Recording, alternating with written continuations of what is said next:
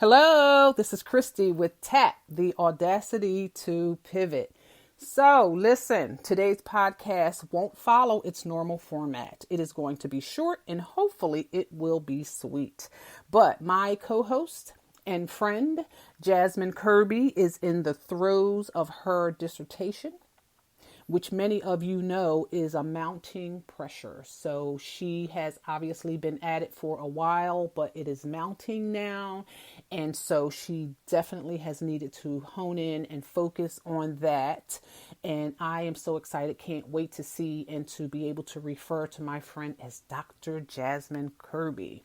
So, and as for yours truly, I am in the throes of breathing life into a nonprofit. So I am in the process of a nonprofit initiative. So we both have our plates full this month. And though it's been prior to this month, it just seems that February has required a great deal from us in the attempt to bring things to a completion. So that's pretty much where we are, but it does bring to mind another thought that I want to share. I was in recently conversation with someone that is very anxious. In fact, it's safe to say that she's distraught even about the way life and work has been adversely impacted by the COVID-19 pandemic. And in her words, I need my job back. And though it is my intent to not be negative or to play the devil's advocate, because God knows there are enough people playing that role and they don't need me added to it.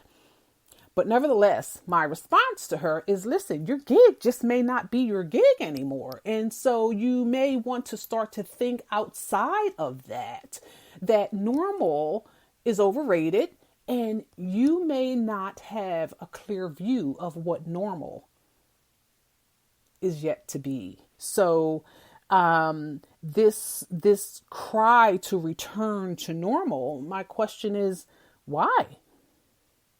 Why? Because at what time in history was there ever a return to normal following a major societal or cultural paradigm shift? And surely there is a time. I don't know what it is. But in this era, we've experienced a pandemic, civil reckoning and upheaval, and an insurrection attempt and riot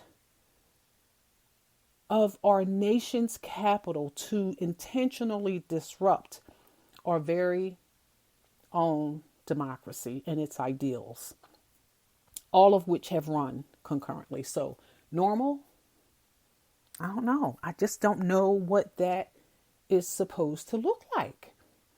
So that said, I am fully aware, though, that when I present, speak, and when I write, that I do so through this framing of my core values, which is largely shaped by my spiritual inclinations and or religion. And I ascribe the word religion loosely because I know that within itself has its own stigmas attached to it. But however, I am also aware, keenly aware, that no matter how different we all are and what our political and spiritual and religious views are, I am very aware that hope is a common thread that ignites the human spirit. Hope is a thing that compels and strengthens our very humanity. Hope, the very construct by which I believe former President Barack Obama was able to ignite a movement and therefore find himself the president at that time of these United States. I believe that hope is a powerful antidote to a pandemic and civil upheaval and all other manners of unrest. And so it is hope that I aspire to impart. It's the very construct of hope and transparency, though, via my podcasts, my books, and even my blogs that I hope to leave my listeners and readers with. So though this is a very short and hopefully sweet podcast today, it is my sincerest prayer that we all take what's left of this time that this mandated stay in place quarantine has provided us with, and to be introspective and intent on tapping into that thing that sets our souls ablaze. And then seek God's guidance, which actually, when I think about it, may be one and the same. It may be those things may have to operate in tandem. They may be the same thing, because to seek God is to seek that thing that sets your soul ablaze, your passion, who you are, what you are, and how do you bring that thing to life. So yeah, as I think about it, seeking God and seeking you and what sets you ablaze is in fact the same thing.